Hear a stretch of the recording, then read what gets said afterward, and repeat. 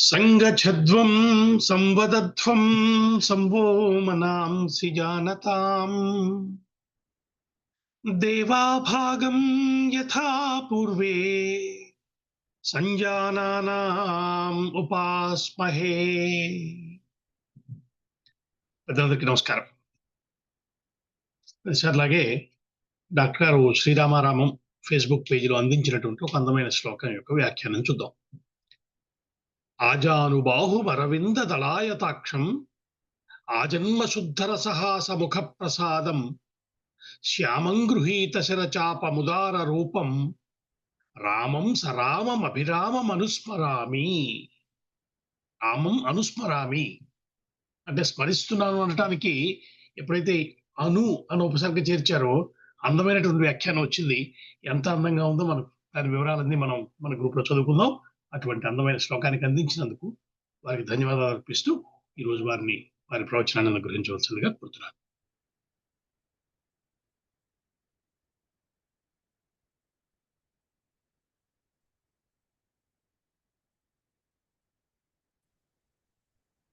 ూర్భిర్యుక్తా చతుర్భిః స్ఫటికమణిమయీం అక్షమాలాం దధానా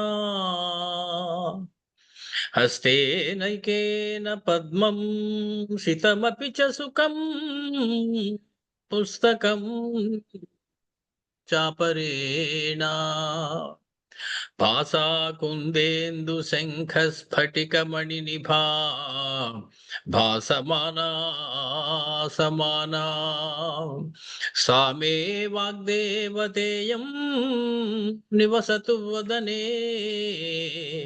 సర్వదా సుప్రసన్నా. సామే వాగ్దేవతేయం నివసతు వదనే సర్వదా సుప్రసన్నా. కూజంతం రామ రామేతి మధురం మధురాక్షరం ఆరుహ్య కవితా శాఖాం వందే వాల్మీకి కోకిలం. ఆ వాల్మీకి కోకిలకి నమస్కరించుకుని రామాయణామృతాన్ని మనం మళ్ళీ రోలాలి అనే ఉద్దేశంతో చివరికి వస్తూ ఉన్నాం. ఉత్తరాఖండలో ఉన్నాం. ఇప్పుడు ప్రస్తుతానికి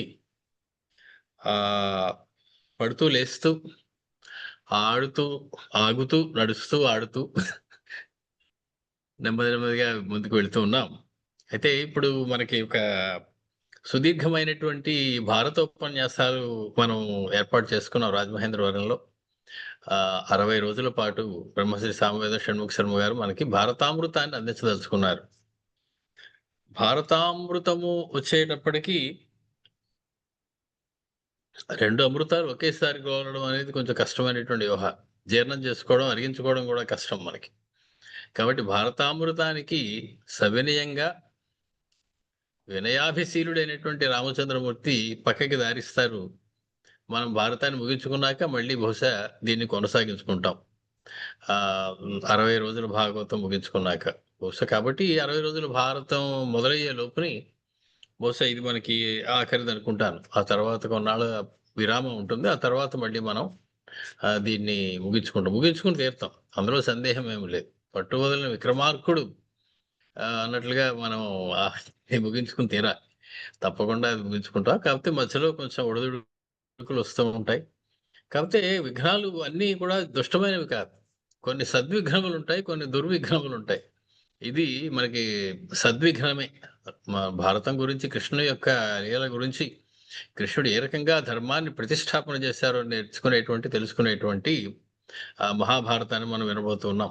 అలా చూస్తే రాముడికి కృష్ణుడికి అభేదము అని నమ్మే వాళ్ళలో మనం కూడా ఒకళ్ళం. కాబట్టి ఆ కృష్ణ కథ విన్నా, రామకథ విన్నా ఒకటే. రామాయణం అన్నది రామ భాగవతం అనిపిస్తుంది, కృష్ణ కథ కృష్ణాయణం అనిపిస్తుంది. కాబట్టి దీనికి దానికి పెద్ద తేడా అయితే ఏమీ లేదు. చిన్న చిన్న తేడాలే ఉన్నాయి. ఆ పరమాత్మ చేసినటువంటి అనేకమైనటువంటి లీలలు తెలుసుకోవడమే వీటిలోని పరమార్థం. మొత్తానికైతే ఇప్పుడు మనం ప్రకృతంలోకి వచ్చినట్లయితే ఈరోజు నవంబర్ 19 బుధవారం 2025 సంవత్సరం. మనం ఉత్తరకాండలో 53వ సర్గ మొదలెట్టుకోవలసి ఉన్నది. అథ త్రిపంచాశ సర్గ అని. ఎక్కడ ఉన్నామండి అంటే కొంచెం గుర్తు చేయవలసిన అవసరం ఉన్నది. కారణం మధ్యలో కొంచెం మనకి నాగాలు వచ్చిన కారణంగా. సరే మొత్తానికి ఆహ్, ఆ సమయంలో రామచంద్రమూర్తిని చూసి దూర్వాస మహర్షి మళ్ళీ కొన్ని విషయాలు చెప్పడం మొదలుపెట్టాడు అని రాశారు. దూర్వాస మహర్షి వెళ్ళిపోయాడు కదండీ! అంటే వెళ్ళలేక ముందు చెప్పినవి మధ్యలో కొంత కథ చెప్పి మళ్ళీ తర్వాత చెప్తున్నారు. వెళ్ళిపోయారని చెప్పి, వెళ్ళక ముందు ఏం చెప్పారంటే ఇంకాను అని చెప్పి మళ్ళీ చెప్తున్నారు మహర్షి మనకి. ఏమిటయ్యా అదంటే ఒకనాడు వశిష్ఠుల వారి ఆశ్రమం దగ్గరికి దూర్వాస మహర్షి వచ్చారు. వచ్చి మహర్షులు ఒకళ్ళలో దగ్గరికి ఒకళ్ళు రావడం, వారి వారి యొక్క అనుభూతులు, అనుభవాలు ఒకళ్ళకొకళ్ళు పంచుకోవడం, ఆ పరమాత్మను కీర్తించుకోవడం, ఇవన్నీ మామూలుగా జరుగుతూ ఉండే వ్యవహారాలే. వశిష్ఠ మహర్షి దగ్గరికి దూర్వాస మహర్షి వచ్చినప్పుడు, ఒకనాడు ఆ రోజు వశిష్ఠ మహర్షికి నమస్కారం పెట్టుకు వెళదామని చెప్పి దశరథ మహారాజు వచ్చారు. దశరథ మహారాజు వచ్చి నమస్కారం పెట్టుకున్నప్పుడు దూర్వాస మహర్షి ఆయన చూసి ఆహ్, అర్ఘ్యపాద్యాదులన్నీ ఇచ్చి మహర్షులు ఇద్దరు తేజోమూర్తుల్ని దర్శించుకునేటువంటి అదృష్టం నాకు ఈరోజు కలిగింది అని చెబుతూ, ఆయన దూర్వాస మహర్షిని ఒక ప్రశ్న అడిగారు. అయ్యా! మీరు మహానుభావులు, భగవత్ స్వరూపులు, భూత భవిష్యత్ వర్తమాన కాలాలు తెలిసినటువంటి వారు. నాకసలు పిల్లలు పుడతారా? పుడితే వాళ్ళు ఎంతకాలం పరిపాలిస్తారు? ఎంతకాలం వారి జీవితం ఉంటుంది?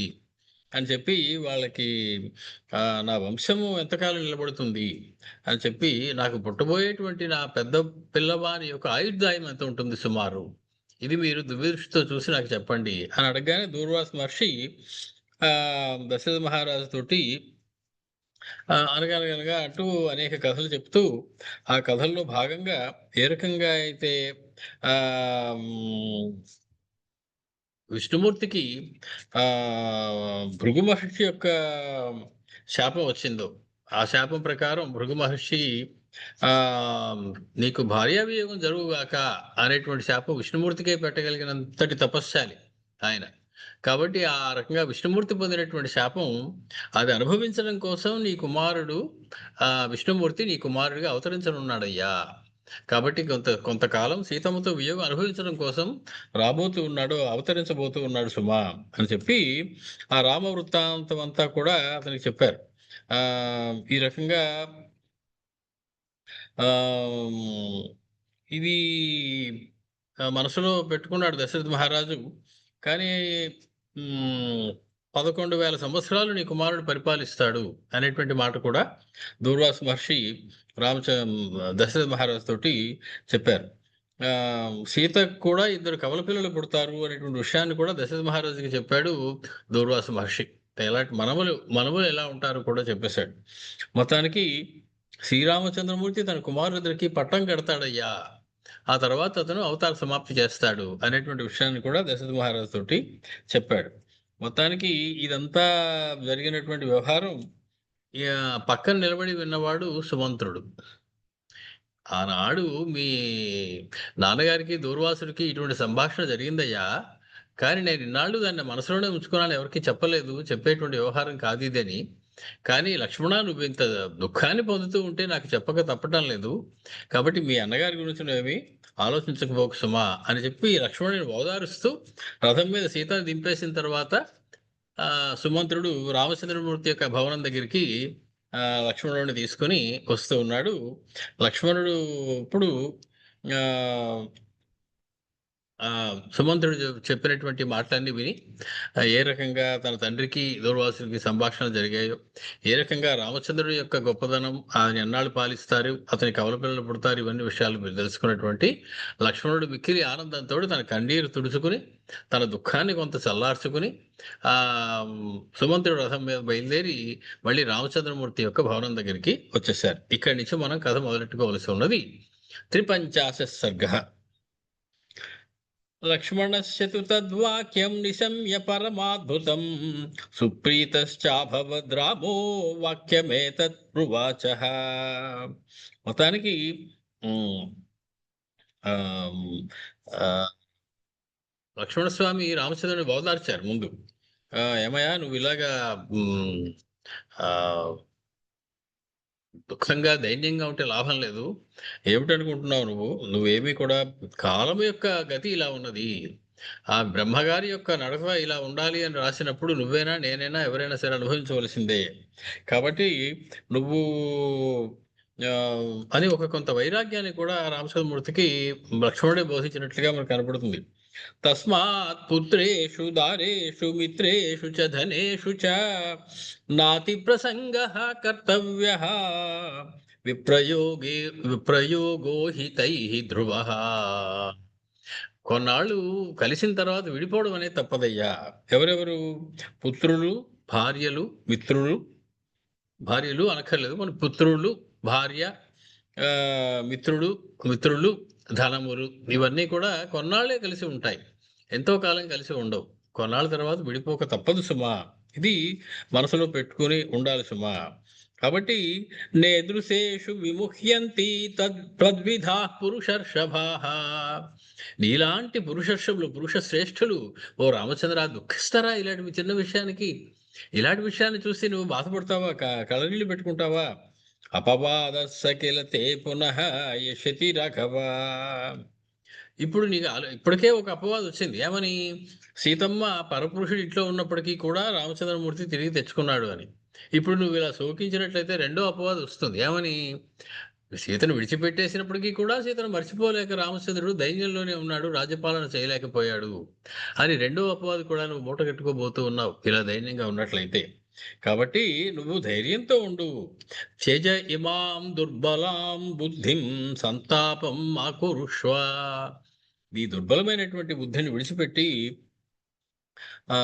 ధైర్యంగా ఉండు అనేటప్పటికీ రామచంద్రమూర్తి, నువ్వు ఎంత బాగా చెప్పావయ్యా లక్ష్మణ, చిన్నవాడు అయినప్పటికీ నాకు కర్తవ్య బోధన చేసావు నువ్వు. నివృత్తిశ్చ ఆగతా సౌమ్య.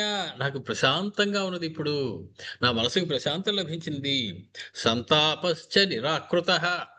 నా మనసులోంచి సీతావియోగంలో కలిగినటువంటి సంతాపాన్ని దూరం చేసేసాను. భవద్వాక్యై సురుచిరై అనునీతోస్మి లక్ష్మణ. నన్ను బాగా ఊరడించావు. నేను అనునయించబడ్డాను నీ యొక్క చక్కటి మృదువైనటువంటి మహార్థబోధకములైనటువంటి మాటల ద్వారా అని చెప్పి రామచంద్రమూర్తి లక్ష్మణ స్వామిని పొగిడారు. అప్పుడు లక్ష్మణస్య తు తద్వాక్యం నిశమ్య పరమాద్భుతం సుప్రీతశ్చ అభవద్ రామో వాక్యమేతద్ ఉవాచః. అటువంటి లక్ష్మణ స్వామి యొక్క మాటను విన్నటువంటి రామచంద్రమూర్తి సుప్రీతశ్చ అభవత్, మిక్కిలి ప్రీతిని పొందినవాడై ఈ రకంగా పలుకుతూ ఉన్నారు. దుర్లభ స్త్రీదృశో బంధు అస్మిన్ కాలే విశేషతః యాదృశస్త్వం మహాబుద్ధి మమ సౌమ్య మనోనుగః. మమ మనోనుగః, నా మనస్సుని అనుగమించి వెళ్ళేటువంటి, అనుసరించి గమనం చేసేటువంటి వాడు. నా మనసు ఎలా ఆలోచిస్తుందో అలా ఆలోచించేవాడివి. నా మనసు దేని గురించి ఆలోచిస్తే నువ్వు దాని గురించి ఆలోచించగలిగినటువంటి వాడివి. కాబట్టి నా మనోనుగుడు అయినటువంటి నువ్వు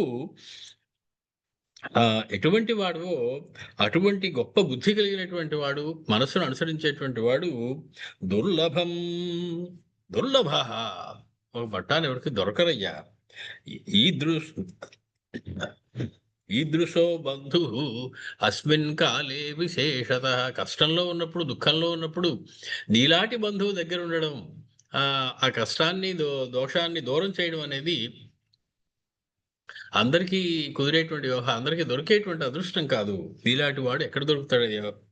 కాబట్టి నా బుద్ధికి మనసుకి కూడా అనుగుణంగా నువ్వు ప్రవర్తిస్తూ ఉంటావు. యచ్చమే హృదయే కించిద్వర్తతే శుభలక్షణ తన్నిసామయ చ శ్రుత్వా కురుష్వ వచనం మమ. అయితే ఒకటి ఉంది, ఓ శుభలక్షణుడైనటువంటి లక్ష్మణ, నా మనసులో ఉన్న కొన్ని మాటలు నీతో చెబుదామని ఉన్నవి. అది విన్న తర్వాత ఆ ప్రకారం నువ్వు కూడా ఆచరించు. చత్వారో దివసా సౌమ్య కార్యం పౌరజనస్య చ అకుర్వాణస్య సౌమిత్రే తర్మే మంత్రాణి కృంతతి. ఇప్పటికి 4 రోజులైంది నేను సభ తీర్చి. ఇప్పటికి 4 రోజులైంది నేను పురజనుల యొక్క హితాహితాల గురించి ఆలోచించి.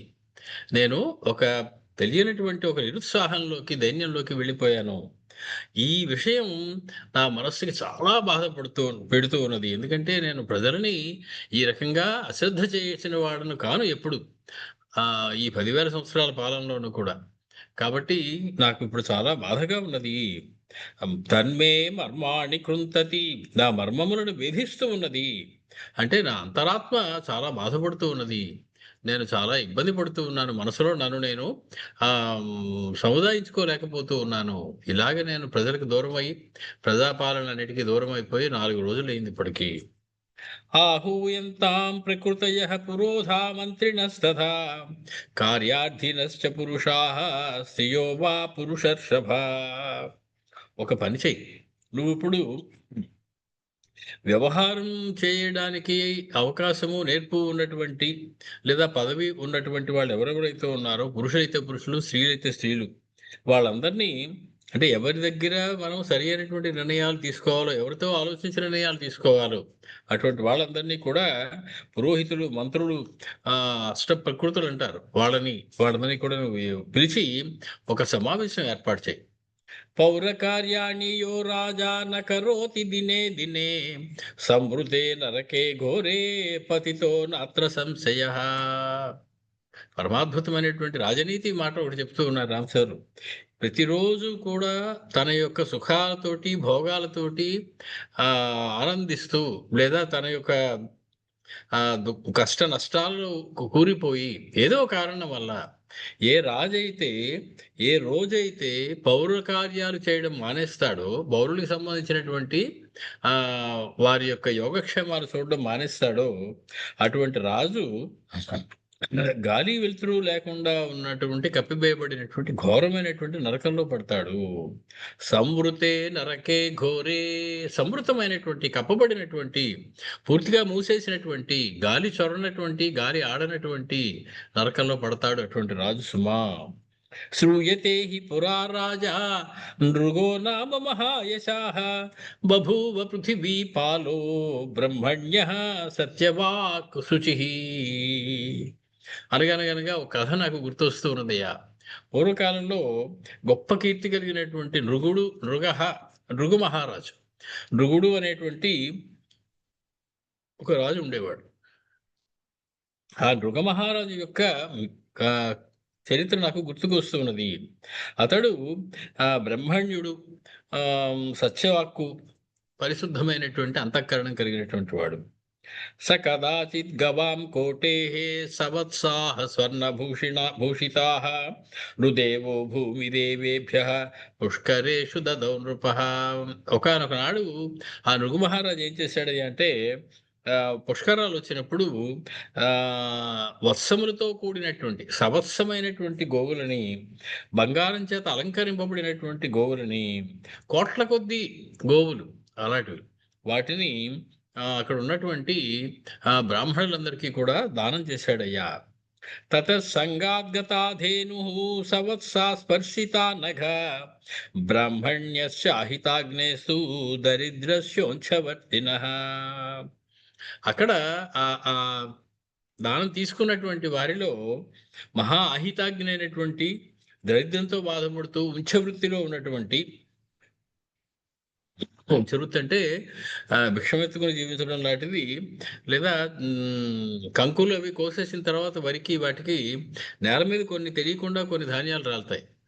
అక్కడికి వెళ్ళి ఆ పొలంలో రాలిపోయినటువంటి ఎవరికి అక్కర్లేనటువంటి ఆ ధాన్యం గింజలను ఒక్కొక్కటి ఏరుకుని వాటితో ఎన్నొస్తే అన్నే వాటితోటి ఆ రోజు భోజనం చేసి గడుపుకునేటువంటి వాడు. కాబట్టి అటువంటి ఉంచవృత్తితో జీవిస్తూ ఉండేటువంటి ఒక బ్రాహ్మణుడికి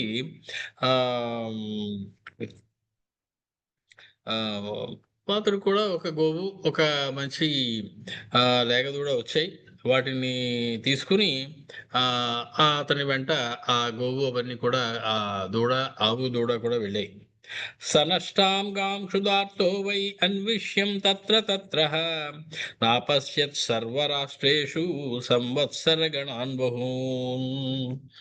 అతనికి దానం చేయబడినటువంటి గోవు వత్సము తప్పిపోయాయి. కోట్ల కొద్ది గోవులు దానం చేస్తున్నారు, తీసుకుంటున్నారు, దానాలు తీసుకుంటున్నారు. ఎవరి గోవు ఎవరి వత్సము వారు తీసుకెళ్తూ ఉన్నారు.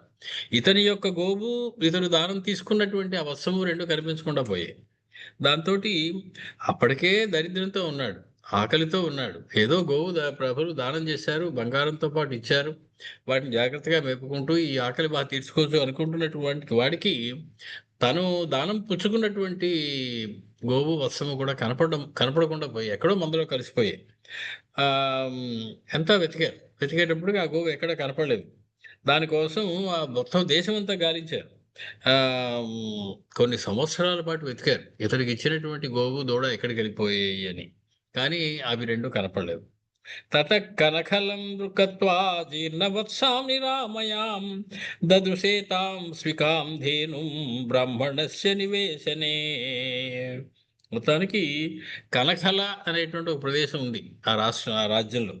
ఆ ప్రదేశానికి వెళితే అక్కడ ఒక గోవు బాగా ఆరోగ్యంగా ఉన్నటువంటి ఒక గోవు ఒక బ్రాహ్మణుడి ఇంట్లో ఉన్నది.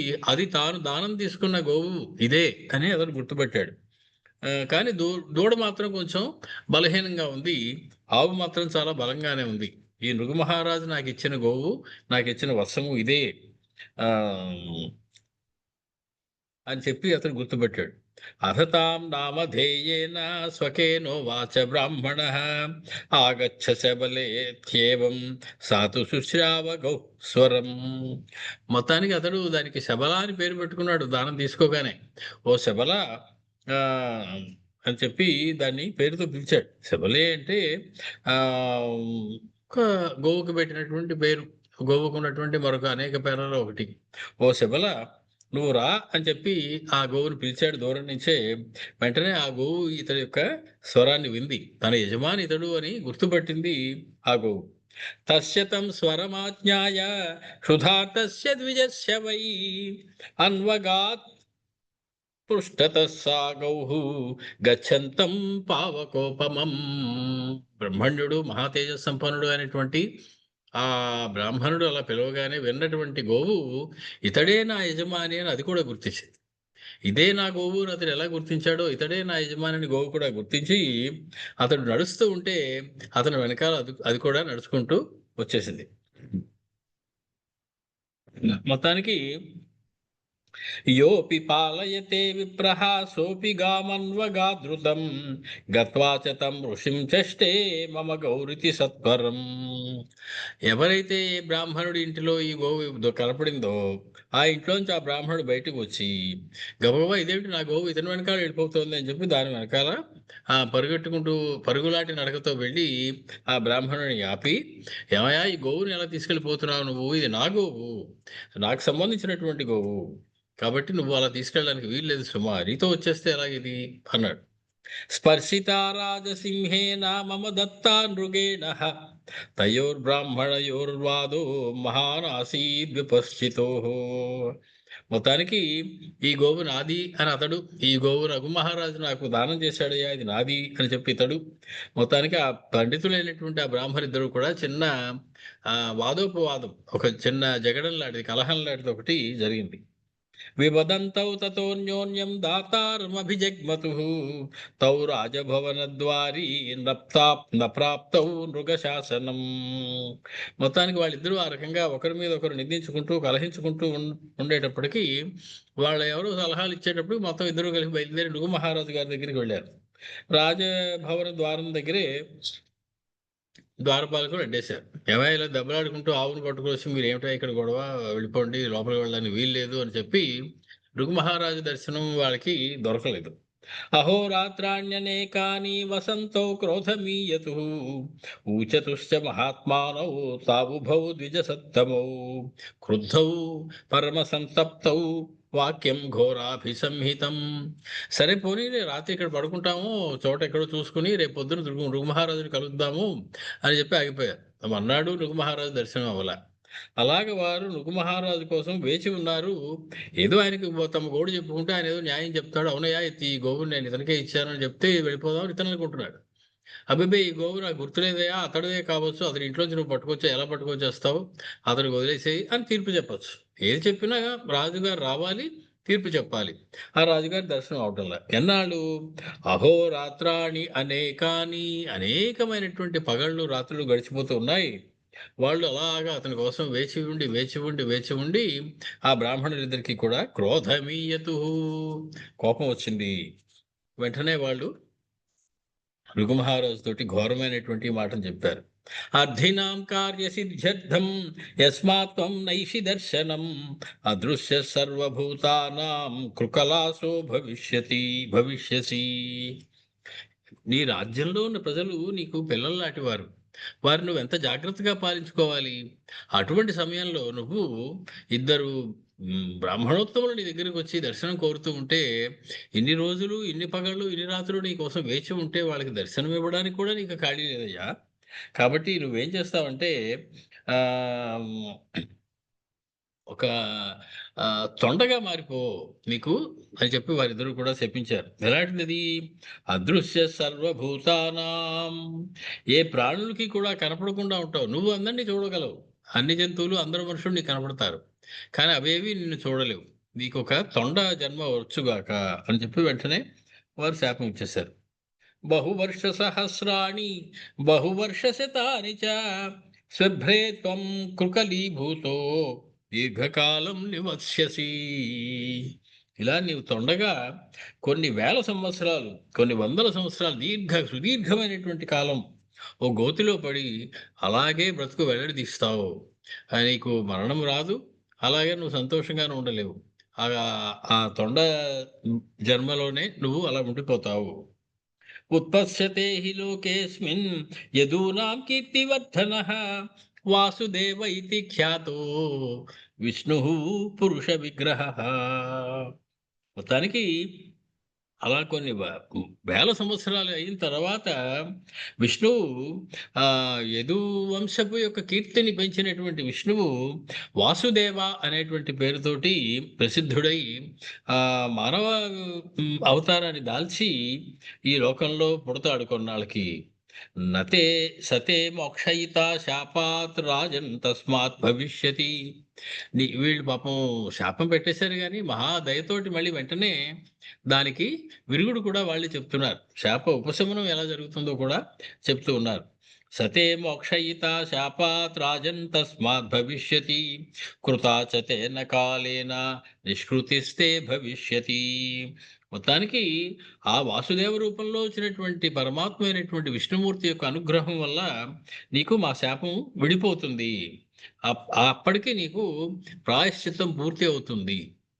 అంటే తన యొక్క సొంత పనుల్లో ఉండిపోయి, తన యొక్క భోగాల్లో ఉండిపోయినటువంటి, లేదా తన యొక్క మానసికమైనటువంటి స్థితి సరిగ్గా లేక ఉండిపోయినటువంటి రాజు ప్రజలని గనక అశ్రద్ధ చేసినట్లయితే, ప్రజల గురించి పట్టించుకోకపోయినట్లయితే వారికి ఎంతటి పెద్ద శాపం వచ్చేసిందో గమనిస్తే, రాజు అన్నవాడు ఎంత జాగ్రత్తగా ఉండాలి ప్రజల విషయంలో, పాలన విషయంలో.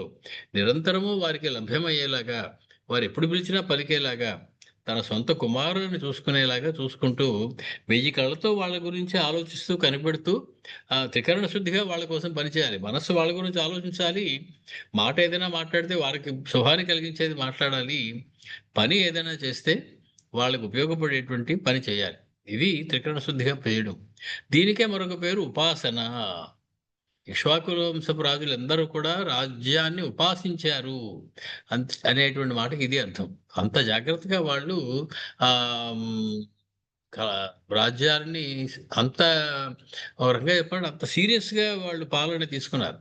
అల్లాటప్పగా పదవి వచ్చిందే చాలు కదా, సుఖాలు అనుభవిద్దాం, భోగాలు అనుభవిద్దాం, మన యొక్క ఆస్తులు పెంచుకుందాం అనేటువంటి ఆలోచన ఉన్నటువంటి రాజులు కాదు వారు.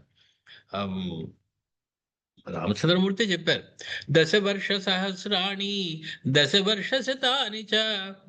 మహర్షి చెప్తారు, రామో రాజ్యం ఉపాసిత్వా స్వర్గలోకం గమిష్యతి. బ్రహ్మగారు అన్న మాట ఏమిటి? ఆయన 11,000 సంవత్సరాలు పాలించిన తర్వాత మళ్ళీ వైకుంఠానికి వస్తారయ్యా అనేటువంటి మాట చెప్పారు. కాబట్టి ఉపాసించడం అంటే ఏమిటి? రాజు ప్రజలను ఎలా పాలించాలి అంటే అది ఒక ఉపాసన కింద తీసుకోవాలి. అది అంత ముఖ్యమైనటువంటి విషయంగా ఆయన గమనించవలసి ఉంటుంది. కాబట్టి ఓ రాజా, ఈ వాసుదేవ రూపంలో వచ్చినటువంటి విష్ణువే నీకు శాపాన్ని పోయేలా చేయగలడు. అప్పటికి నీ ప్రాయశ్చిత్తం పూర్తి అవుతుంది. మాకు కనపడకుండా నువ్వు మమ్మల్ని నాళ్ళు పెట్టినటువంటి బాధకి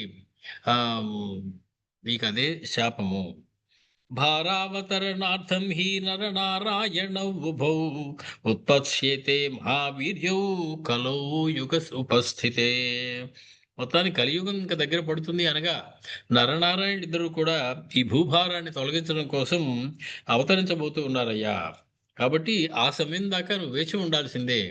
అప్పటిదాకా నీకు పశ్చాత్తాపం తప్పదు. నీకప్పుడు ప్రాయశ్చిత్తం అవుతుంది. ఏవం తౌ శాపముత్సృజ్య బ్రాహ్మణో విగతజ్వరౌ తాం గాం హి దుర్బలాం వృద్ధాం దదతు బ్రాహ్మణాయ వై. మొత్తానికి వాళ్ళిద్దరూ కూడా ఆ ఒక శాపాన్ని పెట్టి ఆ రాజుగారికి, నృగమహారాజుకి తమ యొక్క కోపావేశం, బాధ కొంత తగ్గిన తర్వాత, ఆ ఉక్రోషం అది కొంచెం తగ్గిన తర్వాత ముసలిదైనటువంటి వృద్ధురాలైనటువంటి ఆ గోవుని మరొక ఎదురుగుండా బ్రాహ్మడు కనపడితే, నీకు వద్దు నాకు వద్దు, ఈ గోవు వాడికి ఇచ్చేద్దాం అని చెప్పి మూడో వాడిని పిలిచి ఇద్దరు కలిసి గోదానం చేసేసారు వాడికి. అక్కడి నుంచి చక్కపోయారు ఆ బ్రాహ్మణులు ఇద్దరు కూడా. ఏవం స రాజా తం శాపం ఉపభుంక్తే సుదారుణం కార్యార్థినా విమర్దోహి రాజ్ఞాం దోషాయ కల్పతే. రామచంద్రుడు చెప్తున్నారు లక్ష్మణ స్వామితో ఈ కథ చెప్పి ఆయన అంటూ ఉన్నారు, ఈ రకంగా అతి ఘోరమైనటువంటి దారుణమైనటువంటి శాపాన్ని ఆ రాజు అనుభవిస్తున్నాడయ్యా. ఇంకా తొండగానే ఉన్నాడు అతడు నృగమహారాజు. కాబట్టి పని మీద వచ్చినటువంటి వారికి, తన యొక్క ఏలుబడిలో ఉన్నటువంటి ప్రజలకి బాధ కలిగించేటువంటి పని రాజుకి దోషాన్ని కలిగిస్తుంది, పాపాన్ని కలిగిస్తుంది. ఆ పాపం అతడు అనుభవించవలసి ఉంటుంది సుమా. తత్ శీఘ్రం దర్శనం మహ్యం అభివర్తంతు కార్యిణః. తత్ ఆ కారణం వలన మహ్యం శీఘ్రం దర్శనం మహ్యం, నా కొరకు అతి శీఘ్రమైనటువంటి దర్శనం కలిగేలాంటి ఏర్పాట్లు చేయాలి. కార్యిణః ఈ కార్యం చేసేటువంటి వారందరూ, అంటే ది ఎగ్జిక్యూటివ్ పీపుల్ అనమాట. వాళ్ళందరూ నాకు సరి అయినటువంటి వెంటనే ఎవరైనా సరే నన్ను చూడాలనుకుంటే చూడడం, వెంటనే మాట్లాడడం, సమస్త రాజ్య కార్యాలు నేను చేయడానికి ఇప్పుడు సిద్ధంగా ఉన్నాను. వారు ఆ ఏర్పాట్లన్నీ చేయించండి. సుకృతస్య హి కార్యస్య ఫలం ప్రాప్నోతి పార్థివః. రాజుగా ఉన్నవాడు సుకృతమైనటువంటి మంచి కర్మ ఒకటి కనుక చేసినట్లయితే, సత్కర్మ కనుక ఒకటి ఆచరించినట్లయితే దాని ఫలాన్ని రాజు పొందుతాడు. తస్మాత్ గచ్చ ప్రతీక్షస్వ సౌమిత్రే కార్యవాన్ జనః. కాబట్టి లక్ష్మణ, నువ్వు వెంటనే బయటికి వెళ్ళి మన రాజ్యంలో ఉన్నటువంటి కార్యనిర్వహణ అధికారులందరికీ కూడా చెప్పి సరైనటువంటి ఏర్పాట్లు చేయించి, రాజుగారిని ఎవరైనా కలవచ్చు, ఎప్పుడైనా కలవచ్చు అని చెప్పి పరిపాలనకు మళ్ళీ ఏర్పాట్లు చేయండి. నేను నా దైన్యం అంతా పోయింది నువ్వు చెప్పిన మాటలతోటి, నేను మళ్ళీ రాజ్యపాలనలోకి వెళతాను అన్నారు రామచంద్రమూర్తి.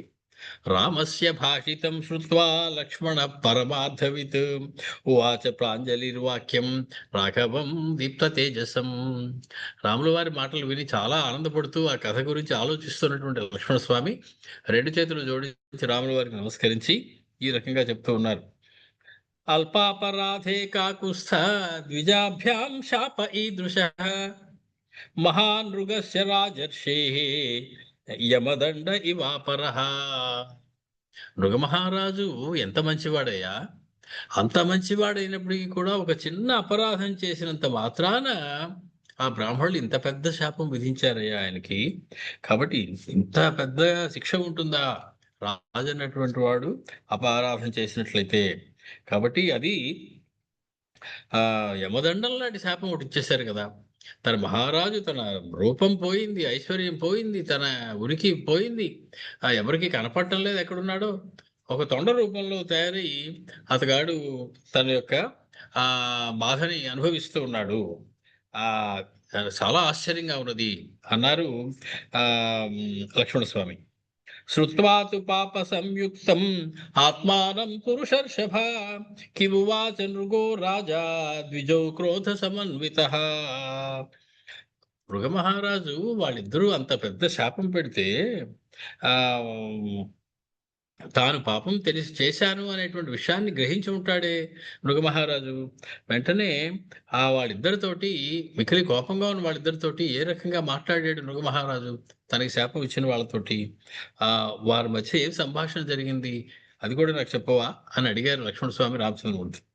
లక్ష్మణేనైవ ముక్తస్తు రాఘవ పునరబ్రవీత్ శృణు సౌమ్య యథా పూర్వం స రాజా శాప విక్షతః. లక్ష్మణుడి మాటలు విన్నటువంటి రామచంద్రమూర్తి దానికి సమాధానం చెప్తూ ఉన్నాడు. ఓ సౌమ్యుడ లక్ష్మణ, పూర్వం ఆ రాజు ఏ విధంగా శాపం వల్ల బాధపడ్డాడో నేను చెప్తాను విను. అథాధ్వనిగతౌ విప్రౌ విజ్ఞాయ సనృపస్తదా ఆహూయ మంత్రిణ సర్వాన్ నైగమాన్ సపురోధసః. మొత్తానికి అలాగా ప- శాపం రాగానే ఒక్క నిమిషం.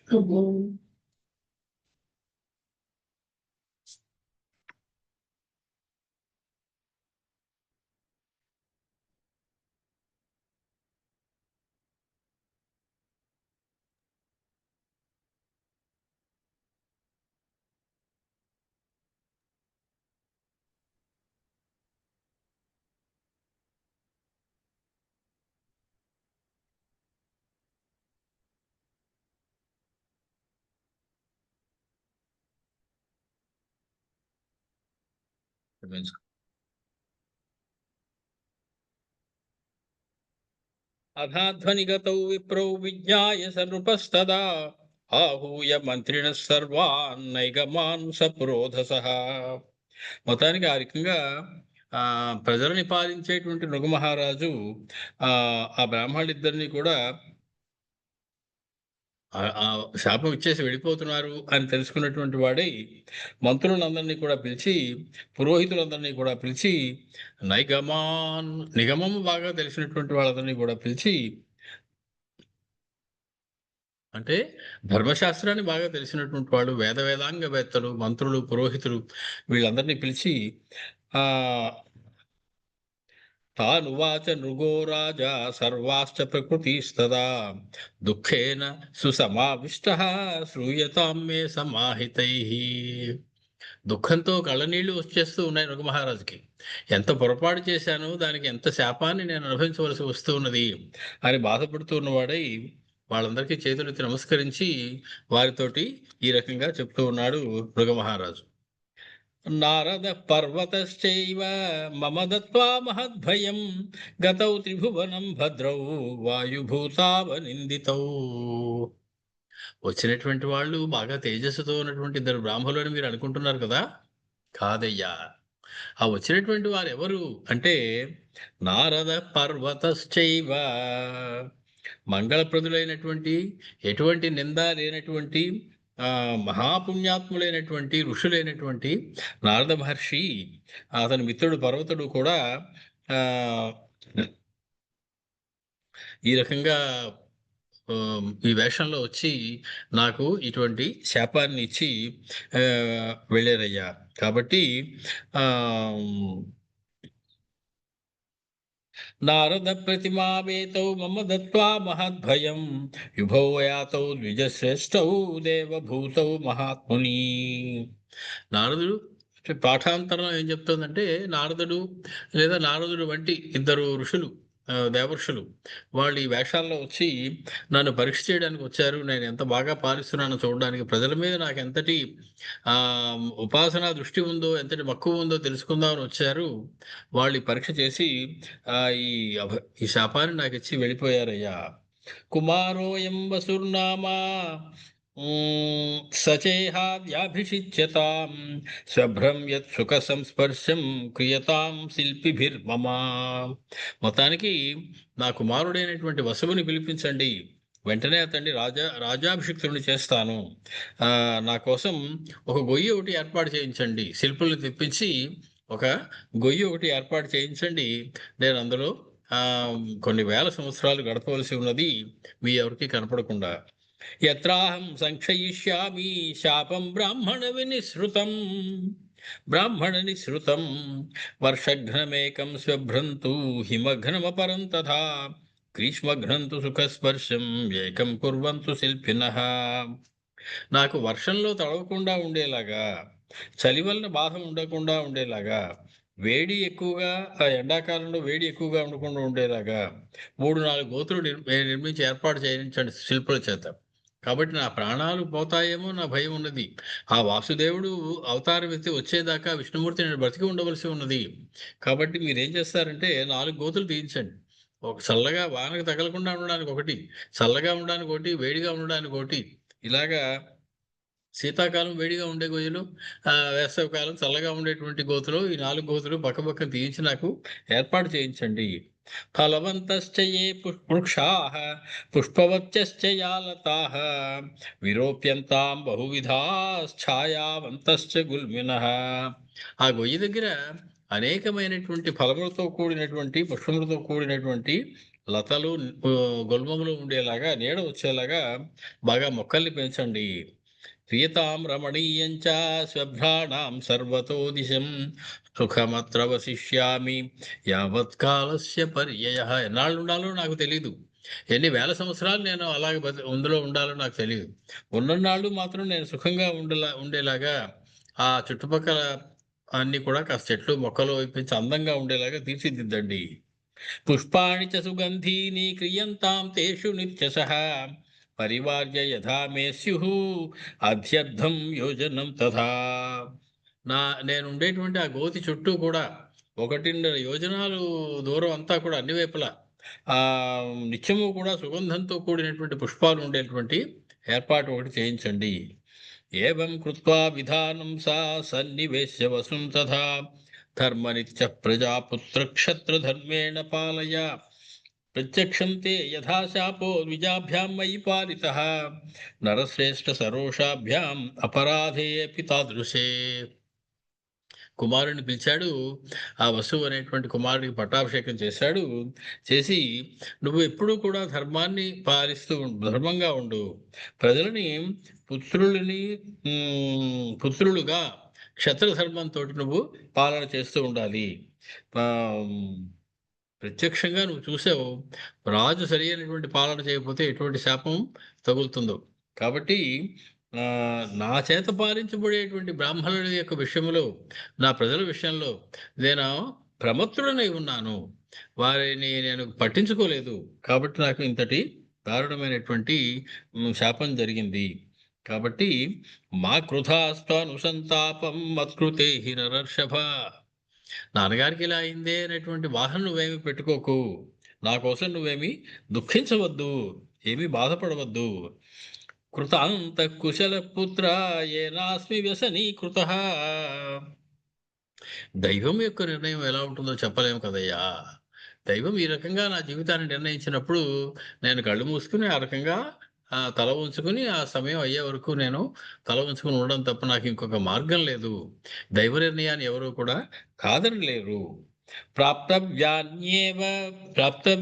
అన్యేవ ప్రాప్నోతి గంతవ్యా అన్యేవ గచ్చతి లబ్ధవ్యా అన్యేవ లభతే దుఃఖాని చ సుఖాని చ పూర్వే జాత్యంతరే వత్స మా విషాదం కురుష్వః. పూర్వే జాత్యంతరే, పూర్వమునందు, జాతి అంతరే జన్మాంతరమునందు, పూర్వజన్మలలో చేసిన పాప పుణ్యాలని బట్టి ప్రాప్తవ్యాన్యేవ ప్రాప్నోతి, ప్రాప్తవ్యాన్యేవ ప్రాప్నోతి, ఏది పొందాలో దాన్నే పొందుతాం. గంతవ్యాన్యేవ గచ్చతి, ఎక్కడికి వెళ్ళాలి రాసి పెట్టిందో అక్కడికే మనం వెళ్తాం. లబ్ధవ్యానేవ సుఖాని దుఃఖాని లభతే, ఏది మనం సుఖ దుఃఖములు పొందవలసి ఉన్నదో వాటినే మనం పొందుతాము. అంతే తప్ప మనకి ఎటువంటి స్వాతంత్రము లేదు.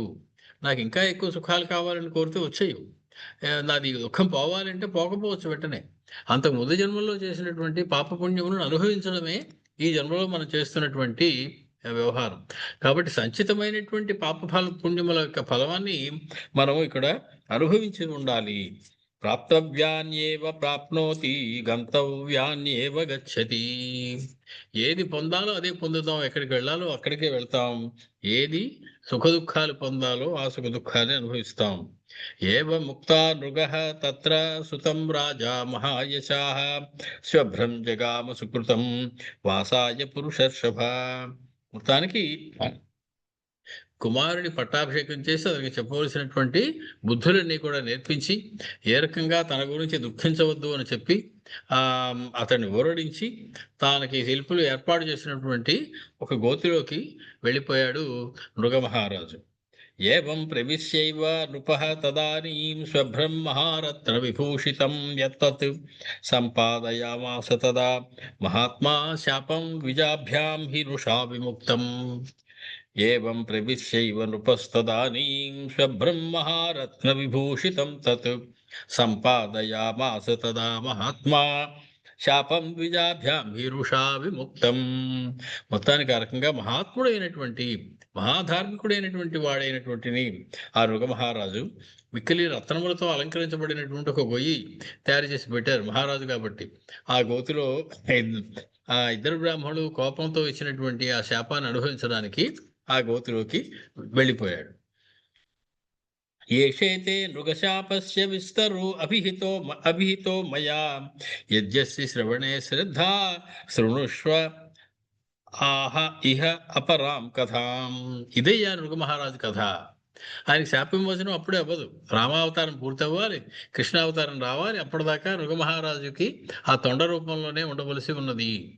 ఇది నీకు చాలా బాగుంది కదా, కథ విన్నావు కదా, సంతోషించావు కదా, రాజు ఎంత జాగ్రత్తగా ఉండాలో చెప్పేటువంటి కథ. కాబట్టి లక్ష్మణ, ఇంకా నీకేమన్నా కుతూహలం ఉంది, వినాలి అని అనిపిస్తూ ఉంటే ఇంకో కథ చెప్తాను, వింటావా అని చెప్తున్నారు రామచంద్రమూర్తి లక్ష్మణ స్వామితోటి.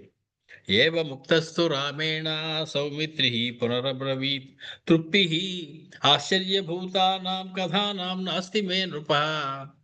ఓ మహారాజా రామచంద్ర, ఇంత అందమైనటువంటి కథలు నువ్వు చెప్తూ ఉంటే అందులో నాకు తృప్తి ఉంటుందయ్యా. ఇంకా వినాలి, ఇంకా వినాలి, ఇంకా వినాలని అనిపిస్తూ ఉంటుంది. కాబట్టి ఇంకో కథ చెప్తాను, అది కూడా నాకు విన్నవించవలసింది, చెప్పవలసింది.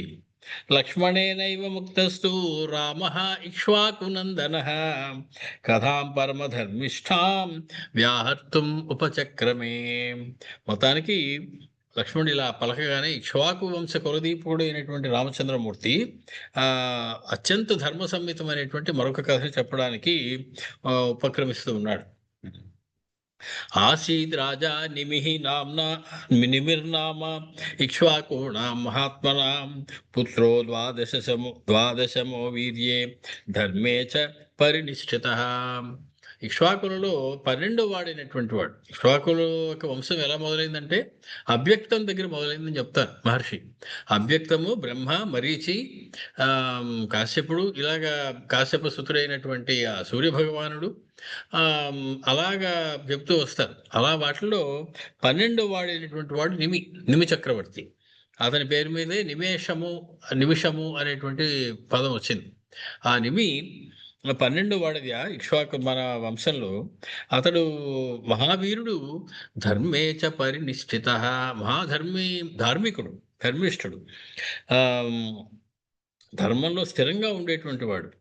స రాజా వీర్య సంపన్న పురం దేవ పురోపమం నివేశయామాస తదా అభ్యాసే గౌతమస్యతు. మహాపరాక్రమంతుడైనటువంటి ఆ నిమి చక్రవర్తి గౌతముని యొక్క ఆశ్రమానికి దగ్గరగా తన పురాన్ని నిర్మించుకున్నాడు. అమరావతితో సమానమైనటువంటి దేవేంద్రుడి పురం లాంటి పురాన్ని ఒకదాన్ని గౌతమాశ్రమానికి దగ్గరలోనే ఆ నిమి చక్రవర్తి నిర్మించుకున్నాడు ఒకప్పుడు. పురస్య సుకృతన్నామ వైజయంతమితి శృతం నివేశం యత్ర రాజర్షి నిమిశ్చక్రే మహాయశాః. మొత్తానికి ఆ పట్టణానికి వైజయంతి అనేటువంటి పేరు పెట్టుకున్నాడు ఆయన. వైజయంతం ఆ పట్టణం పేరు, నిమి చక్రవర్తి పాలించినటువంటి పట్టణం. అతడు మహా యశస్సుతోటి రాజర్షిగా ఉంటూ ఆ మిక్కిలి వైరాగ్యంతో ఆ నగరంలోనే నివాసం ఏర్పరచుకొని ప్రజల్ని పాలిస్తూ ఉన్నాడు నిమి చక్రవర్తి. తస్య బుద్ధి సముత్పన్న నివేశసు మహాపురం యజేయం దీర్ఘసత్రేణ పితు ప్రహ్లాదయన్మనః. అంత మహాపురాన్ని నిర్మించి రాజ్యపాలన చేపట్టినటువంటి నిమి చక్రవర్తికి తండ్రి గారి మనసుకి ఆనందం కలిగించేలాగా నేను ఒక సుదీర్ఘమైనటువంటి సత్రయాగం ఒకటి చేస్తే బాగుంటుంది కదా, దీర్ఘ సత్రయాగాన్ని ఒక దాన్ని చేయాలి అనుకుంటుంది. దీర్ఘ సత్రయాగం అంటే 1000 సంవత్సరాలు నడుస్తుంది అని కొన్ని చోట్ల రాసి ఉంటుంది. 1000 సంవత్సరాలు అంటే ఇప్పుడు మొదలెట్టినటువంటి ఋత్వికులు చివరిదాకా ఉండకపోవచ్చు. వాళ్ళ తర్వాత తరం వాళ్ళు వచ్చి దాన్ని పూర్తి చేస్తూ ఉంటారు. అలా కొంతమంది వెళ్ళిపోతూ ఉంటారు, కొంతమంది కొత్త వాళ్ళు వస్తూ ఉంటారు యజ్ఞం చేయించడానికి. లేకపోతే అందరికీ కూడా ఆ మాత్రం ఆయువు ఉండి ఆ రోజుల్లో చేయించేవాడికి వాళ్ళకి కూడా అదే సుదీర్ఘాయువులై వాడు 1000 సంవత్సరాలు చేయించి ఉన్నా ఆశ్చర్యపోనవసరం లేదు. మొత్తానికి అటువంటి దీర్ఘసత్రయాగం ఒకటాన్ని చెయ్యాలి అనేటువంటి ఆలోచన వచ్చింది నిమి చక్రవర్తికి. తతః పితరమామంత్ర్య ఇక్ష్వాకుం హి మనోస్సుతం వసిష్ఠం వరయామాస పూర్వం బ్రహ్మర్షి సత్తమం. బ్రహ్మర్షి సత్తముడైనటువంటి బ్రహ్మర్షుల్లో శ్రేష్ఠుడైనటువంటి వశిష్ఠుని పిలిచారు. పిలిచి ఆ తన తండ్రి అయినటువంటి మనువు యొక్క కుమారుడైనటువంటి ఇక్ష్వాకుని కూడా ఆహ్వానించాడు. ఆ ఇక్ష్వాకు చక్రవర్తి ఇంకా ఉన్నారు, బతికే ఉన్నారు ఆయన. ఇక్ష్వాకు తర్వాత నిమి. ఆ ఆయన ఇక్ష్వాకుని ఆహ్వానించి వశిష్ఠుణ్ణి ఋత్విక్కుగా ఆయన వరించాడు. ఋత్విక్ వరణం చేశాడు వశిష్ఠుడికి. అనంతరం స రాజర్షి నిమిః ఇక్ష్వాకునందనః అత్రిం అంగిరసంచైవ భృగుంచైవ తపోనిధిం. మొత్తానికి ఆయన వశిష్ఠ మహర్షితో పాటు అత్రిని, అంగీరసుడిని, భృగు మహర్షిని వీళ్ళందరినీ కూడా పిలిచి ఆ ఆ ఆ యజ్ఞం చేయించడం కోసం, అంటే హోత, ఉద్గాత, అధ్వర్యువు ఇలా ఉంటారు, నలుగురు ఉంటారు ముఖ్యంగా. నలుగురు కోసం వశిష్ఠుడు తో పాటు అత్రి, అంగిరసుడు, భృగువుని కూడా అతడు ఋత్విగ్వరణం చేశాడు. తమువాచ వశిష్ఠస్తు నిమిం రాజర్షిస్తమం మృతోహం పూర్వమింద్రేణ అంతరం ప్రతిపాలయ. ఇది చూసినటువంటి ఆశ్చర్యపోయినటువంటి వశిష్ఠ మహర్షి, ఏమయ్యా నువ్వు నన్ను యజ్ఞం చేయించమని అడిగావు, బాగానే ఉంది, కానీ నాకు ఇప్పుడు ఖాళీ లేదయ్యా. ఎందుకంటే నేను ఇంద్రుడికి ఒక యజ్ఞాన్ని చేస్తూ ఉన్నాను. అది అయిపోయిన తర్వాత వచ్చి అప్పుడు నీ యజ్ఞాన్ని నేను చేయిస్తాను తప్ప ఇప్పటికిప్పుడు నువ్వు ఆయన్ని మానేసి వచ్చి నన్ను యజ్ఞం చేయించమని అడగడం ధర్మం కాదు. కాబట్టి నన్ను ముందుగానే ఇంద్రుడు నాకు ఋత్విగ్వరణం చేసేసాడు. నీకన్నా ముందే నాకు ఋత్విగ్వరణం అయిపోయింది. కాబట్టి నేను ఇప్పుడు అది వదిలేసి నీ దగ్గరికి నేను రాలేను. కొన్నాళ్ళు నువ్వు వేచి ఉన్నట్లయితే నేను నీ యొక్క యాగాన్ని నేను చేసి పూరిస్తాను అన్నారు. అనంతరం మహావిప్రో గౌతమ పర్యపూరయత్ వశిష్ఠోపి మహాతేజ ఇంద్రయజ్ఞం అధాకరోత్. ఏం చేస్తాం మరి, ఇప్పుడు అన్ని ఏర్పాట్లు చేసుకున్నాం యజ్ఞం చేసేయడానికి, చేయించి ఆయనేమో ఖాళీ లేదంటున్నారు ఆఖరి నిమిషంలో. కాబట్టి అని చెప్పి గౌతమ మహర్షిని పిలిచి, అయ్యా మీరు చేయించేయండి ఆయన బదులు, మీకు ఋత్విగ్వరణం ఇస్తున్నాను, ఇప్పుడు ఈ యజ్ఞం మీరు చేయించాలి, వశిష్ఠుడి స్థానంలో మీరు కూర్చొని ఆ యజ్ఞాన్ని పూర్తి చేయించేసేయండి అని గౌతమ మహర్షిని అడిగారు. గౌతమ మహర్షి యజ్ఞం చేయిస్తూ ఉన్నాడు. వశిష్ఠ మహర్షి ఇంద్రుడి యొక్క యజ్ఞం చేయడానికి వెళ్ళిపోయాడు. నిమిస్తు రాజా విప్రాంతాన్ సమానీయ నరాధిపః అయజత్ హిమవత్ పార్శ్వే స్వపురస్య సమీపతః పంచవర్ష సహస్రాణి రాజా దీక్షామధాకరోత్. పంచవర్ష సహస్రాణి 5,000 సంవత్సరాలు సాగింది నా యజ్ఞం. అది చాలా నియమనిష్టలతోటి నిమిచక్రవర్తి గౌతమ మహర్షిని దగ్గర పెట్టుకుని ఆ యజ్ఞాన్ని యజ్ఞ దీక్షని ప్రారంభించి ఆ యజ్ఞం చేసేసారు. చేసేసి వచ్చిన వాళ్ళందరికీ దక్షిణలు ఇచ్చేసి అందరినీ పంపించేస్తూ ఉన్నారు. అలసిపోయి ఉన్నారు ఆయన. ఇంద్రయజ్ఞావసానే తు వశిష్ఠో భగవాన్ ఋషి సకాశమాగతో రాజ్ఞః హోత్రం కర్తుం అనిందతః. ఇంద్రుడు యజ్ఞాన్ని పూర్తి చేసుకున్నటువంటి వశిష్ఠ మహర్షికి అప్పుడు ఖాళీ అయింది.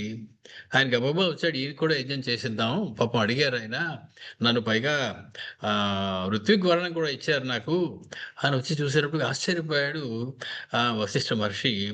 తన స్థానంలో గౌతముడు కూర్చుని ఆ యజ్ఞం తాను పూర్తి చేసేసాడు, వశిష్ఠుడు చేయవలసిన పనిని.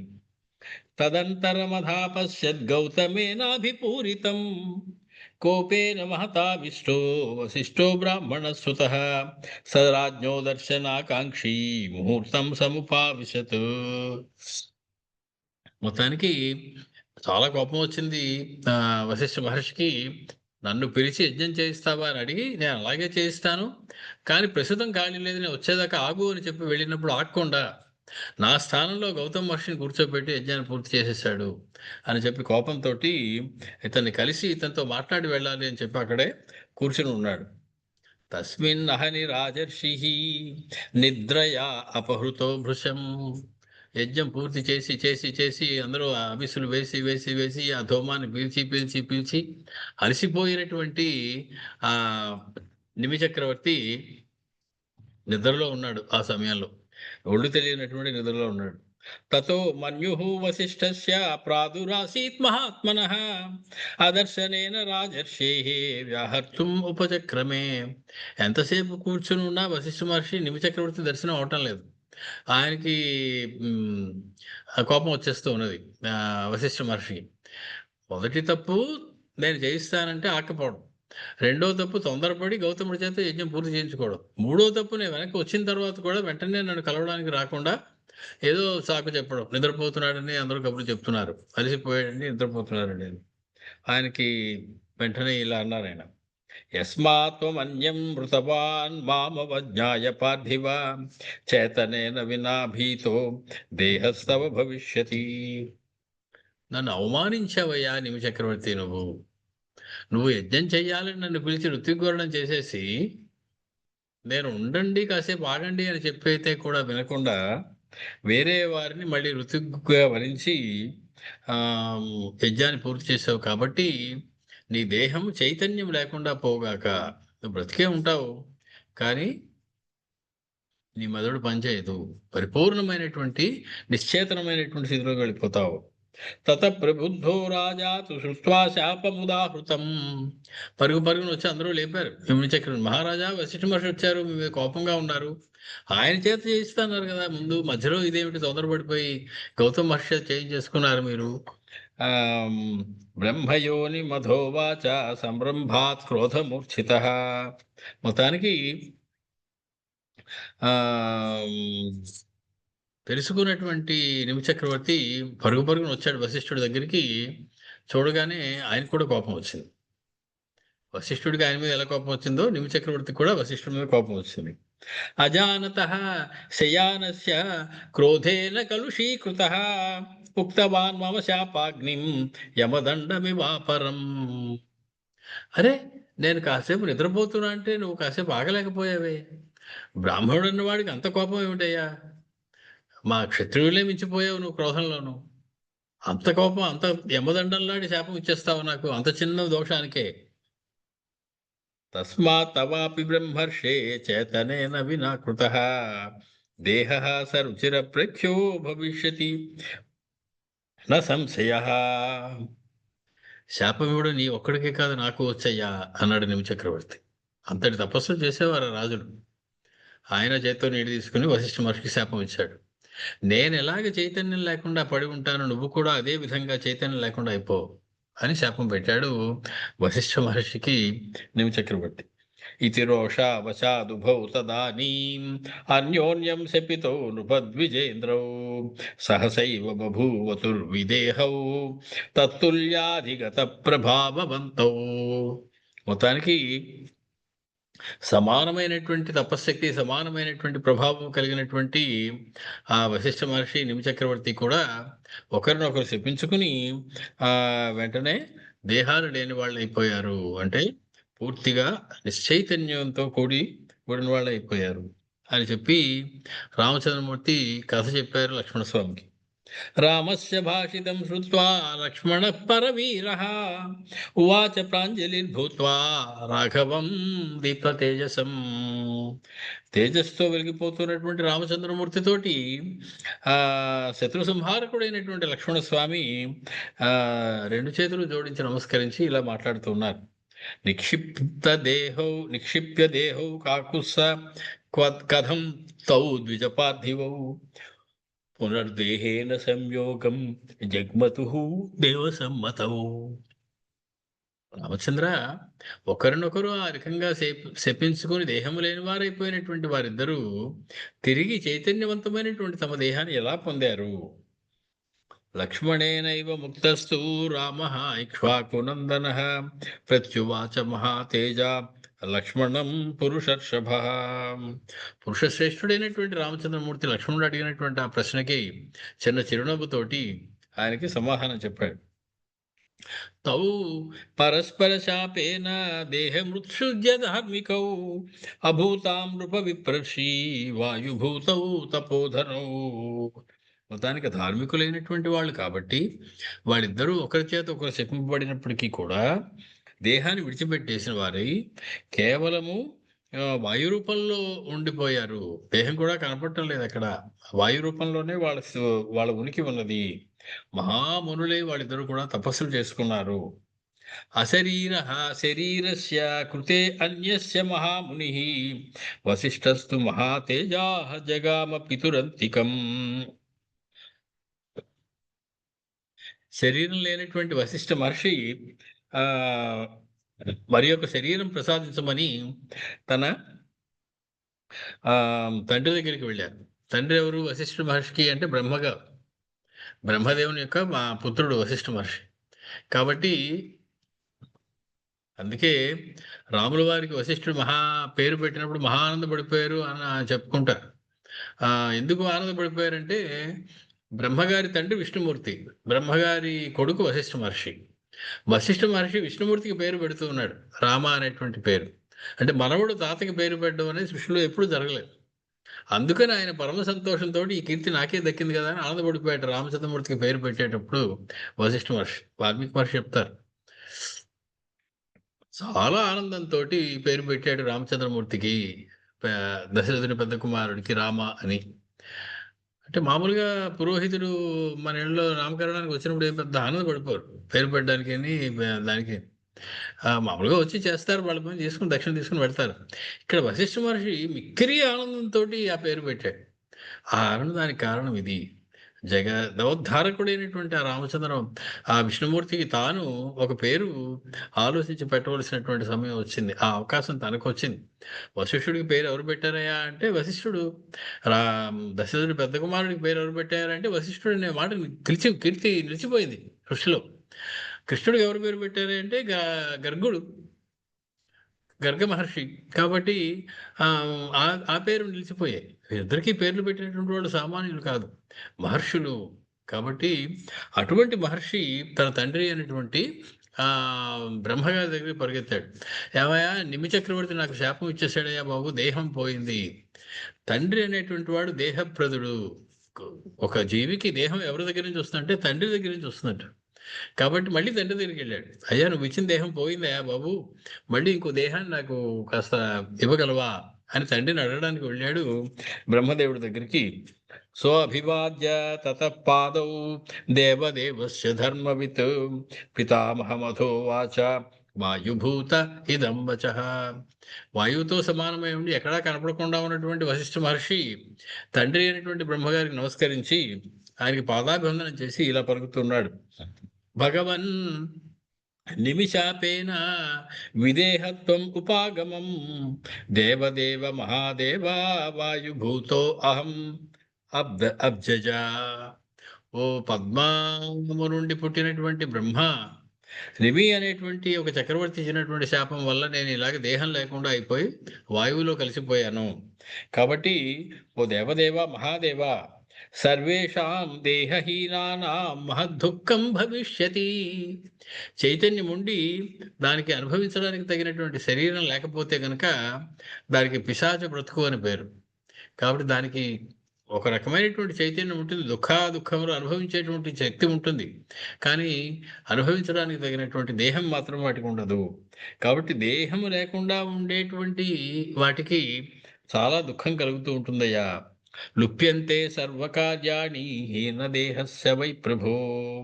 దేహం లేనివాడు ఏ పని చేయలేడు. ఏ పని తనంతట తాను చేసుకోలేడు. ఇతరులకు చేసి పెట్టలేడు. కాబట్టి దేహం లేకపోవడం అనేది సరియైనటువంటి పద్ధతి కాదయ్యా. నాకు చాలా బాధగా ఉన్నది. దేహస్య అన్యస్య సద్భావే ప్రసాదం కర్తుమర్హసి. ఇంకో దేహాన్ని నాకు ఇచ్చి పెట్టవయ్యా బాబు. నీ నీ చేతిలో పనది. బ్రహ్మగారు సృష్టి చేయడం నీ యొక్క పని. కాబట్టి నువ్వు ఇదివరకు ఇచ్చిన దేహం పోయింది. కాబట్టి నాకు ఇంకొక దేహాన్ని అనుగ్రహించు. తమువాచ తతో బ్రహ్మ స్వయంభూ అమిత ప్రభ. మిక్కిలి తేజస్సుతో ఉన్నటువంటి స్వయంభూ అయినటువంటి బ్రహ్మగారు ఆ వశిష్ఠుడితోటి ఇలా అంటూ ఉన్నారు.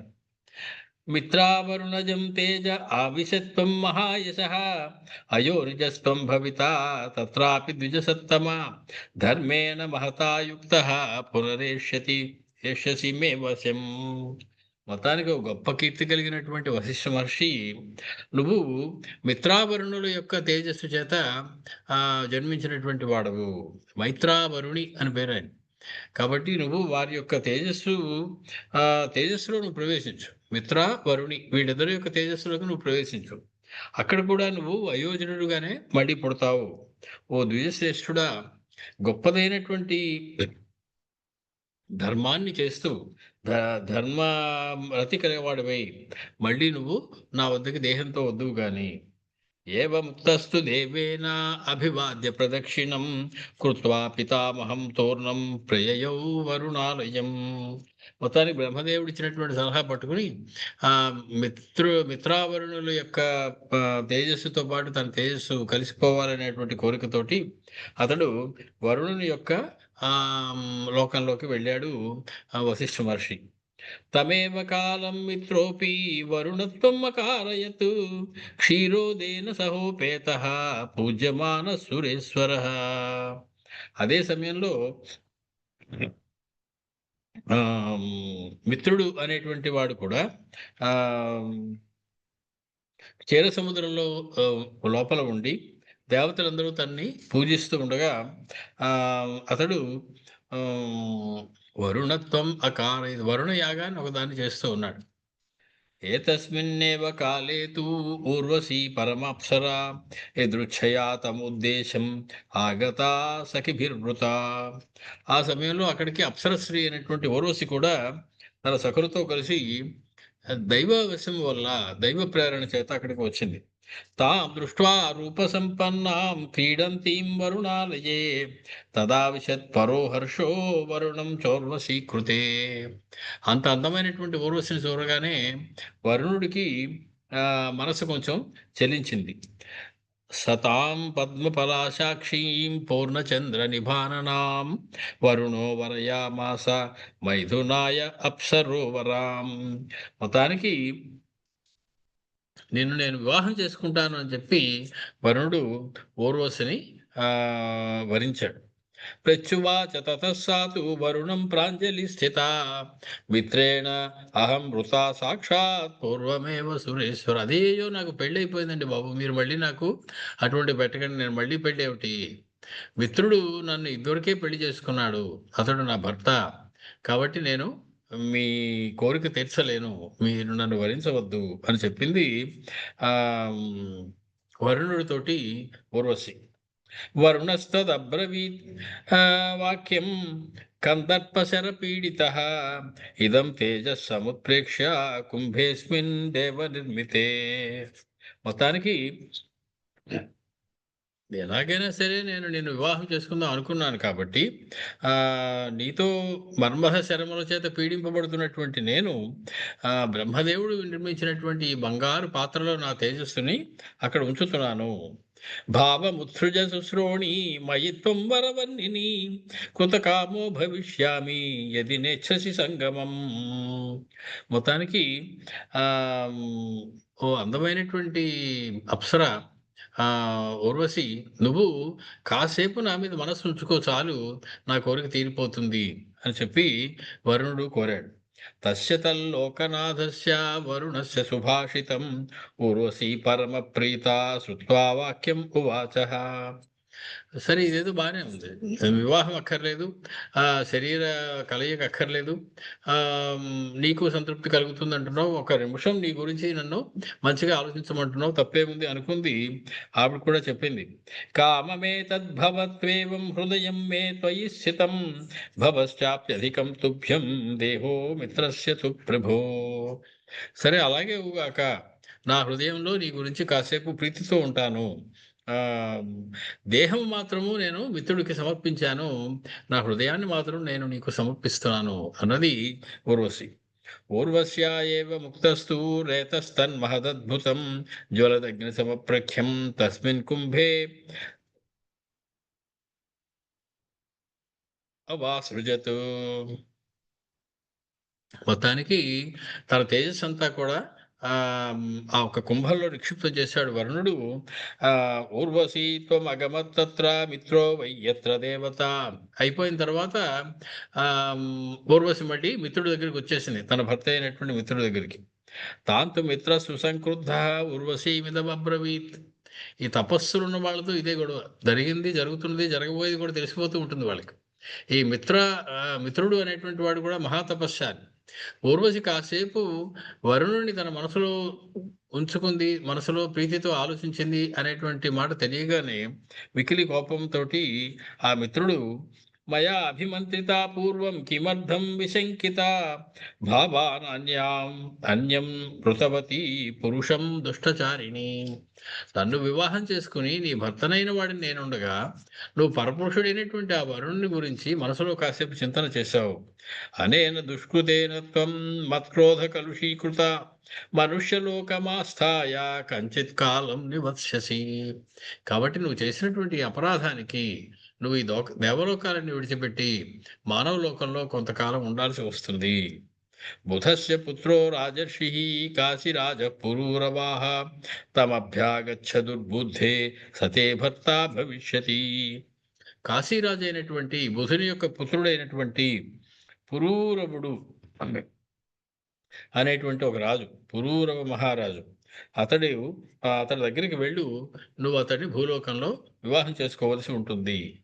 తతస్సా శాపదోషేణ పురూరవమభ్యగాత్ ప్రతిష్టానే పురవరే బుధస్యాత్మజమౌరసం. మొత్తానికి బుధుని యొక్క కుమారుడైనటువంటి ఆ పురూరవుణ్ణి ఊర్వశి భూలోకంలోకి వచ్చి భూకాంతగా పుట్టి మానవ స్త్రీగా పుట్టి అతడిని వివాహం చేసుకుందయ్యా. తస్య జజ్ఞే తత శ్రీమాన్ ఆయుపుత్రో మహాబలః నహుషో యస్య పుత్రస్తు బభూవేంద్ర సమద్యుతి. ఆ పురూరవుడికి ఊర్వశికి కూడా మిక్కిలి బలిష్ఠుడైనటువంటి గొప్పవాడైనటువంటి ఒక ఆయువు అనేటువంటి పేరు కలిగినటువంటి ఒక పుత్రుడు పుట్టాడు. ఇంద్రుడితో సమానమైనటువంటి కాంతి కలిగి ఉన్నటువంటి అతనికి ఇంద్రుడితో సమానమైన కాంతి కలిగిన మరో పుత్రుడు పుట్టాడు. అతడి పేరే నహుషుడు. వజ్రముత్సృజ్య వృత్రాయ భ్రాంతే ధత్రిదివేశ్వరే శతం వర్ష సహస్రాణి ఏనేంద్రత్వం ప్రశాసితం. ఇంద్రుడు వజ్రం చేత ఆ వృత్రుణ్ణి సంహరించిన తర్వాత ఆ నహుషుడు 1,00,000 సంవత్సరాల కాలం తానే ఇంద్రుడిగా పరిపాలించాడు, ఇంద్రత్వాన్ని పొందాడు ఈ నహుషుడు అన్నవాడు. తర్వాత అతడు కూడా కొన్ని పొరపాట్లు చేయడం, ఆ ఇంద్ర పదవి నుంచి జారిపోయి ఒక పెద్ద కొండ చిలువగా అవ్వడం, ఇవన్నీ కూడా మనం తర్వాత కథలు. సాతేన శాపేన జగామ భూమిం తదోర్వశీ చారుదతి సునేత్రా బహూని వర్షాణ్యవసచ్చ సుభ్రూః శాపక్షయాదింద్ర సరోయయోచ. మొత్తానికి ఆ రకంగా అనేక వేల సంవత్సరాలు భూమి మీద నివసించింది ఊర్వశి మానవ కాంతగా. మొత్తానికి ఇప్పుడు మనకు కావాల్సింది వశిష్ఠుడు కొత్త దేహాన్ని పొందాలి. దానికోసం ఇంత కథ చెప్తూ ఉన్నారు రామచంద్ర మహర్షి. తాం శృత్వా దివ్య సంకాశాం కథామద్భుత దర్శనాం లక్ష్మణ పరమ ప్రీతో వాక్యం రాఘవం అబ్రవీత్. మొత్తానికి రామచంద్రుడు మళ్ళీ ప్రశ్నిస్తూ ఉన్నారు, ఏమయ్యా వశిష్ఠుడు నిమి చక్రవర్తి ఒకరికొకరు శాపాలు ఇచ్చి ఇద్దరు దేహాలు పోయాయన్నావు. వశిష్ఠుడు బ్రహ్మగారి దగ్గరికి వచ్చి ప్రార్థించారన్నావు. బ్రహ్మగారు ఈ దేహం లేనటువంటి వశిష్ఠుణ్ణి నువ్వు వెళ్ళి మిత్రావరుణుల దగ్గర ఉండి వాయు రూపంలో వారి ద్వారా నువ్వు మళ్ళీ పునర్జన్మ పొందుతావు, మళ్ళీ నీకు దేహం వస్తుందని చెప్పారు. నిక్షిప్త దేహో కాకుస్థ కథం తౌ ద్విజ పార్థివౌ పునర్దేహేన సంయోగం జగ్మతు దేవ సమ్మతౌ. వాళ్ళిద్దరికీ కూడా మళ్ళీ దేహాలు వచ్చాయి. ఒకరికొకరు శాపం పెట్టుకున్నప్పటికీ వశిష్ఠుడికి నిమిచక్రవర్తికి కూడా దేహాలు వచ్చాయి కదా. దానికి కారణం ఏమిటి, ఎలా వచ్చాయి? తస్య తద్భాషితం శృత్వా రామ సత్య పరాక్రమ తాం కథాం కథయామాస వశిష్ఠస్య మహాత్మనః. మొత్తానికి ఆ రకంగా చెప్పినటువంటి తర్వాత శ్రీరామచంద్రమూర్తి ఏ రకంగా వశిష్ఠుడికి నిమి చక్రవర్తికి కూడా మళ్ళీ దేహాలు సంపాదన అయ్యాయో ఆయన కథని ఇంకా కొనసాగిస్తూ ఉన్నారు. ఈ కథని మళ్ళీ టోకీగా చెప్పుకొని మనం మళ్ళీసారి రామచంద్రమూర్తి చెప్తున్నటువంటి ఈ కథల గురించి వశిష్ఠ మహర్షి ఏ రకంగా ఒకసారి పోయినటువంటి దేహాన్ని తిరిగి సంపాదించుకున్నారు అనేటువంటి దాన్ని మనం చూడవలసి ఉన్నది. ఇందులో తెలియకుండా మనకి ఒక చిన్న సంకేతం ఏమిస్తున్నారంటే, ఒకడు చేయవలసిన పని అతడు కాకుండా అతడి స్థానంలో తాను వచ్చి చేయడం అనేటువంటి తప్పు ఒకటి చేశాడు గౌతమ మహర్షి. వశిష్ఠుడు చేయవలసినటువంటి యాగాన్ని ఏమయ్యా నువ్వు వశిష్ఠుడికి వరుణ ఇచ్చేసావు, అతను ఇప్పుడు ఖాళీ లేదు మళ్ళీ వస్తానన్నాడు, నువ్వు ఈ లోపు నన్ను చేయమని అడుగుతావేటయ్యా, ఆగు కొన్నాళ్ళు, వశిష్ఠుడు వచ్చాక అతని చేతే చేయించుకో, నేను చేయను అనాల్సింది గౌతముడైనా. గౌతముడు అలా అనకుండా వశిష్ఠుడి స్థానంలో తాను వచ్చి కూర్చోవడానికి చేసినటువంటి అపరాధానికి శిక్షగా గౌతముడి స్థానంలో ఇంద్రుడు వచ్చి గౌతముడి వేషం వేసుకుని అహల్య దగ్గరికి వెళ్ళాడు. అహల్య వృత్తాంతంలో చెప్పేటటువంటి ఒక మహా రహస్యం ఇది. గౌతముడికిగా వేషం వేసుకుని ఇంద్రుడు ఎందుకు వచ్చాడు అంటే, వశిష్ఠుడు చేయవలసిన పని వశిష్ఠుడు లేకుండా గౌతముడు చేసేయడం వల్ల, గౌతముడు చేయవలసిన పని చేయడానికి ఇంద్రుడు గౌతముడు వేషం వేసుకుని మళ్ళీ వచ్చి చేశాడు ఆ కార్యక్రమం. ఆ శాపం అతడు ఆనాడు చేసినటువంటి దోషానికి, వశిష్ఠుడికి చెప్పకుండా తాను నిమికి నిమిచేత యజ్ఞం చేయించేశాడు కాబట్టి అతడికి చేసిన దోషానికి ఫలితంగా ఇంద్రుడు మళ్ళీ గౌతముడు వేషం వేసుకుని వచ్చాడు అనేటువంటిది ఒక పురాణ కథ. మళ్ళీ ఈ కథకి దానికి ఉన్నటువంటి సంబంధం అంటే, గౌతమ మహర్షిని ఏ రకంగా నిమి చక్రవర్తి వశిష్ఠుడు ఒప్పుకోకపోతే తాను వరించి మళ్ళీ యజ్ఞం చేయించేసుకున్నాడో వశిష్ఠుడితో చెప్పకుండా, ఆ దోషం నిమి చక్రవర్తికి ఎంత ఉందో, సరే నిమి చక్రవర్తికి వశిష్ఠుడి శాపం వచ్చేసింది, గౌతముడికి కూడా కొంత దోషం ఉన్నది, ఆ దోషం పోవడం కోసం ఇంద్రుడు గౌతముడి వేషంలో వచ్చాడు అనేటువంటి ఒక పురాణ కథ కూడా మనకి కనపడుతూ ఉంటుంది. ఇది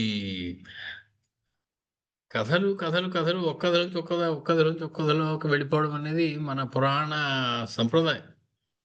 ఇవి మనం జాగ్రత్తగా పేర్లు అవి కూడా బుద్ధి దగ్గర పెట్టుకుని వెనకపోతే, అప్పుడప్పుడు గుర్తు తెచ్చుకోకపోతే, మళ్ళీ వెనక్కి ఎవరేమిటి ఎందుకు వచ్చింది ఇదంతా అని మళ్ళీ మళ్ళీ అనుకోకపోతే మర్చిపోతూ ఉంటాం. కాబట్టి ఎక్కడున్నామో తెలియదు చివరికి. కాబట్టి ఎవరు శాపం ఇచ్చారు, ఎందుకు ఇచ్చారు, ఆ శాపానికి గల కారణం ఏమిటి, ఇవన్నీ కూడా అందమైనటువంటి కథల రూపంలో ధర్మాన్ని చెప్పేటువంటి ఈ కథలు ఇవన్నీ. రాజు ఎలా పాలించాలి, పాలించకపోతే ఎటువంటి దోషాలు వస్తాయి చెప్పడం కోసం మొదలెట్టారు రామచంద్రమూర్తి లక్ష్మణ స్వామితోటి నృగమహారాజు కథ. ఆ తర్వాత మళ్ళీ ఈ కథ కూడా చెప్తూ ఉన్నారు. నీకు ఓపిక ఉంటే ఇంకో కథ చెప్తాను అని. ఆ కథ మనం సగంలో ఆపుకున్నాం. మళ్ళీ ఎప్పుడు కొనసాగిస్తామో, రాముల వారు ఎప్పుడు చెప్పుకోమంటే అప్పుడు చెప్పుకుందాం. అంతవరకు కొంచెం విశ్రాంతిగా ఉందాం. అయిపోలేదు ఉత్తరాఖండ, ఒక విరామం ఉత్తరాఖండ్కి మనం ఇవ్వబోతున్నాం. మళ్ళీ భారతం పూర్తయిన తర్వాత కానీ ఉత్తరాఖండ్లో ప్రవేశించలేము. ఒకవేళ ఎవరైనా సరే ఈ సమయం కాదు, ఎప్పుడైనా ఆదివారం పూట మధ్యాహ్నం 2 గంటలకో పెట్టేసుకుని ఇది కొనసాగించుకుందాం అనేటువంటి వారు ఎక్కువ మంది ఉన్నట్లయితే, మనం ప్రతి ఆదివారము దీన్ని మధ్యాహ్నం 2 to 3:30 ఎంతో పెట్టుకోవచ్చు. అది ఎంతమంది కుదురుతుందో ఎంతమంది కుదరదో అనేది నాకు తెలియదు. కాబట్టి అదొక వెసులుబాటు అయితే ఉన్నది. లేదా పూర్తిగా ఆపేసుకుని ఏకంగా భారతం తర్వాత మొదలెట్టుకోవడం అనేది మరొక పద్ధతి. అందరూ ఎలా అనుకుంటే అలా చేద్దాం. ప్రస్తుతానికైతే నిరవధికంగా వాయిదా పడుతోంది. మళ్ళీ ఎప్పుడు ఉంటామన్నది తెలియజేయడం జరుగుతుంది. మంగళం కోసలేంద్రాయ మహనీయ గుణాత్మనే చక్రవర్తి తనూజాయ సార్వభౌమాయ మంగళం. వేదాంత వేద్యాయ మేఘశ్యామలమూర్తయే పుంసాం మోహన రూపాయ పుణ్యశ్లోకాయ మంగళం. స్వస్తి.